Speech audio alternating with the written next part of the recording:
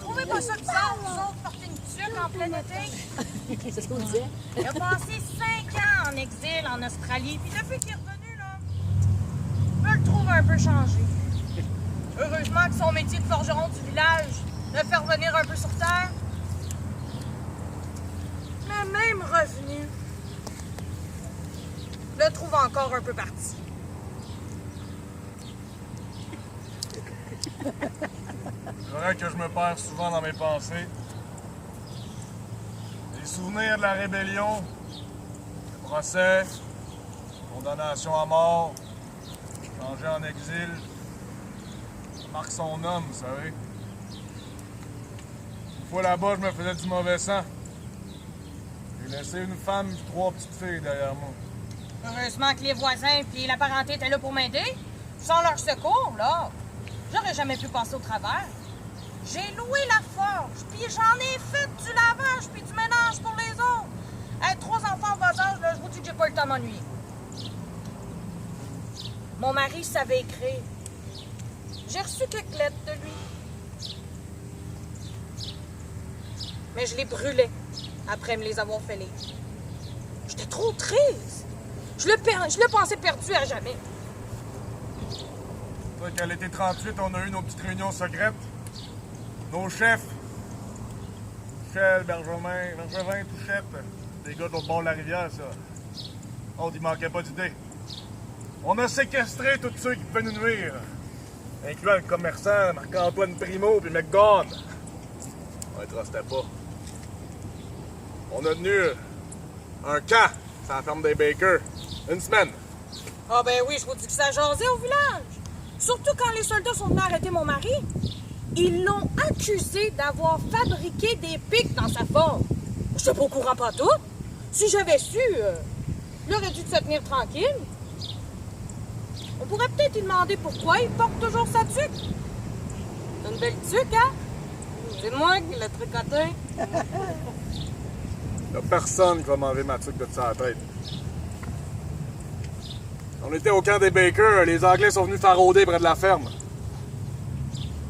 Sans avertissement, on est sorti comme un essaim d'abeilles.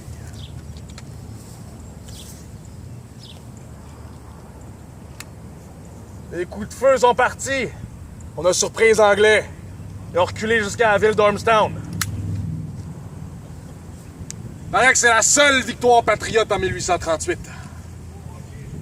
On portait nos tuques bleues. Quand je suis revenu d'exil, j'ai remis ma tuque.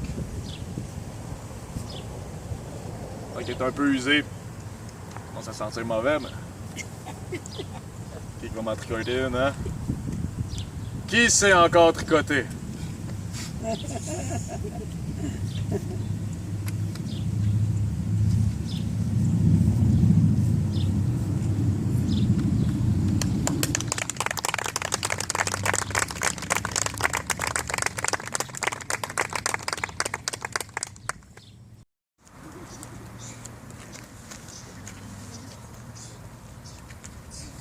Alors on s'approche jusqu'en bas de l'escalier. Jusqu'en bas de l'escalier.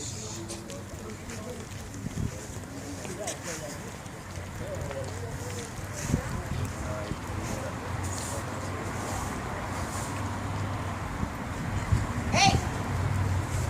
Hey, je peux vous dire une affaire? Je peux vous dire que monsieur le curé est dans tous ses états. Parce que l'église lui cause pas mal de soucis, tu sais. Parce que trop petite, elle craque de partout, puis c'est pas chauffable l'hiver. Et monsieur le curé, il aimerait ça construire, tu sais, un beau bâtiment tout en pierre, puis ça coûte cher, tu sais.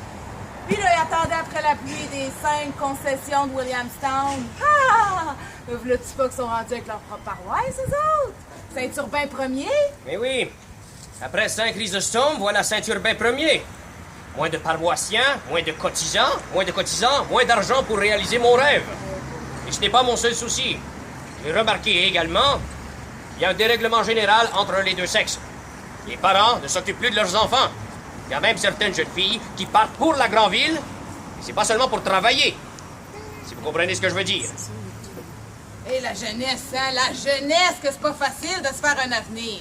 Parce qu'il y a une couple d'années, Là, il y a une douzaine de nos jeunes hommes qui sont partis pour l'or de la Californie parce qu'ils voulaient devenir riches, comprenez-vous? Mais là, certains commencent à revenir. Pas mal plus pauvres qu'à leur départ, hein? Sans compter que le petit Fortier, il a laissé sa peau tuée par les Indiens de là-bas. Eh, my, ouais, à la fin de l'automne, la paroisse se vide presque. Bon, ouais, tu sais.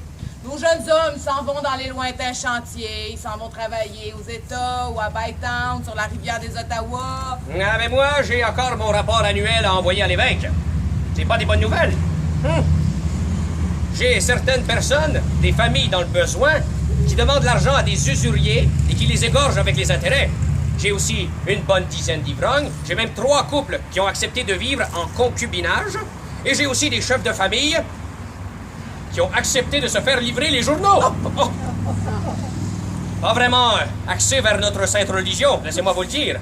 Et en plus, je vous épargne le nom de certaines personnes qui préfèrent attendre leur femme à l'hôtel au lieu de venir à l'église. Quelle honte! Quelle honte! Ces gens-là n'ont même pas fait leur Pâques. Oh, monsieur le curé, tout va pas si mal, là. Le climat entre les Anglais et les Canadiens, ça s'améliore depuis la rébellion. La rébellion. Ouais, la rébellion. Il y a beaucoup de familles qui attendent encore les compensations pour les pertes subies. Hein, monsieur le curé? Des bâtiments incendiés, des chevaux volés, c'est pas rien, ça.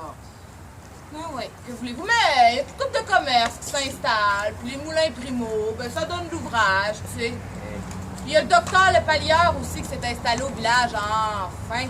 Faut que j'aille le consulter, mon lumbago me fait souffrir. Ah oui? Ouais. Ben, en fait, ça prendra le temps que ça prendra. Mais je vais l'avoir, ma belle église à Sainte-Martine, pour aller avec mon presbytère en belle pierre de taille. Les gens du coin sont un peu orgueilleux, hein, surtout à ce qui a trait à leurs habits, à leur voiture. Mais il va falloir qu'ils fassent un petit effort s'ils veulent une belle église qui est à la grandeur de leur fierté. Bon, ben, je suis désolé, mais je dois finir de lire le bréviaire avant le souper. Je ne sais pas si vous sentez, mais ma ménagère m'a préparé mon repas préféré. Un petit rôti de porc à l'ail avec des patates jaunes. Bon, ben, à l'arvoyeuse, tout le monde, puis n'oubliez pas de payer vos dîmes à l'automne. Bonjour, là, bonjour, là.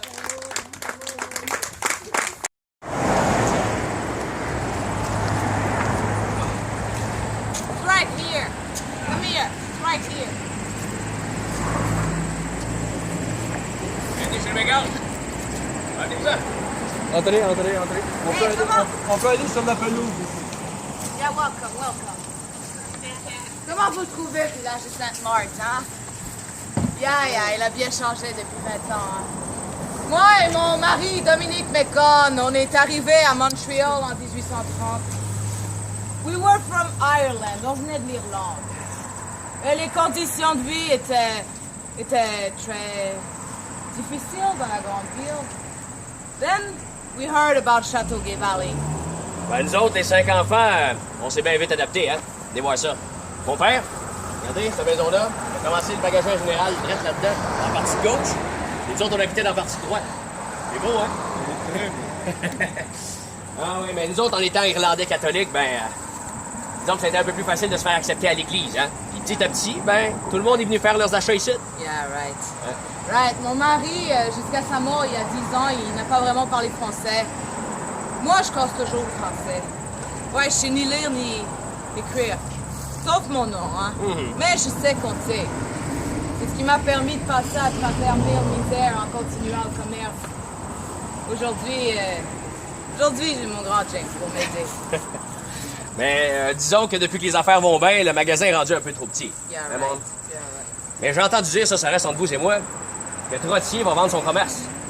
En tout cas, moi, j'aimerais bien ça élever ma petite famille dans cette grande maison-là. Parce que depuis que mon frère Edward est parti en Californie pour aller chercher de l'or, disons que c'est pas mal moi qui m'occupe de tout de suite. Comme vous avez pu remarquer, ma mère commence à être vieille, hein? Elle a bientôt 50 ans, vous savez. Just shut up. That's not funny. Yeah, you know, il paraît qu'il faut juste se pencher pour ramasser plein d'or là-bas. Yeah, avec ce nouvel argent, on pourrait en déménager, on pourrait en s'agrandir. Et James fréquente la petite Labarge de Châteauguay. D'autres petits-enfants arriveront peut-être plus vite qu'on pense, hein? Yeah, son, no, I tell it. Et ma fille Mary, elle est mariée au docteur Lepallière. Il habite juste à côté. Yeah, j'ai 2 petites filles d'elle. You know, Elles ne veulent rien savoir de l'anglais. I think their father is behind this. Yeah, Je probably. suis certaine que leur père est derrière tout ça. Hein. En tout cas, moi, je la vois déjà ici, ma nouvelle enseigne. McGowan and Sons. Hein? Aux maisons, qui sont en planche grise, on vend de la chaux. Les petits pays vont être à la mode, on vend plein de sortes de tissus. On a de la glace, de la farine de sarrasin, la meilleure en ville à part de ça. Et n'importe quoi que vous voulez avoir, we have it. Et là, je suis désolé, là. Merci. J'ai bien des clients à m'occuper en dedans. Fait que si vous voulez rien acheter, allez-vous-en. D'accord. I have to go back to work. Have a nice day.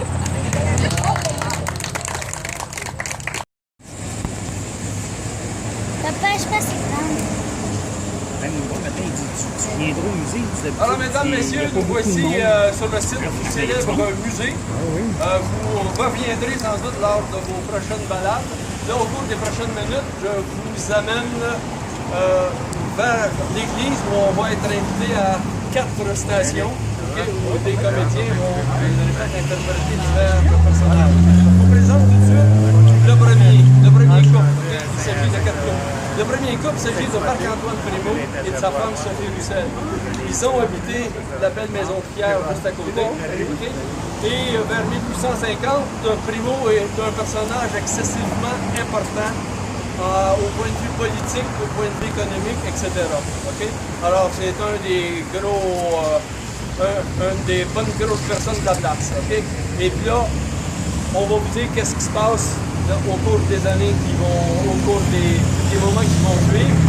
La maison est située en face de la Maison Bleue, qui est celle de son notaire. Alors quand il y avait des choses à faire, il n'y avait pas bien long, il fallait passer la rue, vous allez voir ce que c'est son notaire. C'est une sorte de choses qu'on va vous expliquer un petit peu plus loin. Alors, je ne sais pas si vous écoutez une célèbre émission française avec un commentaire qui dit « Suivez-moi ». Écoutez.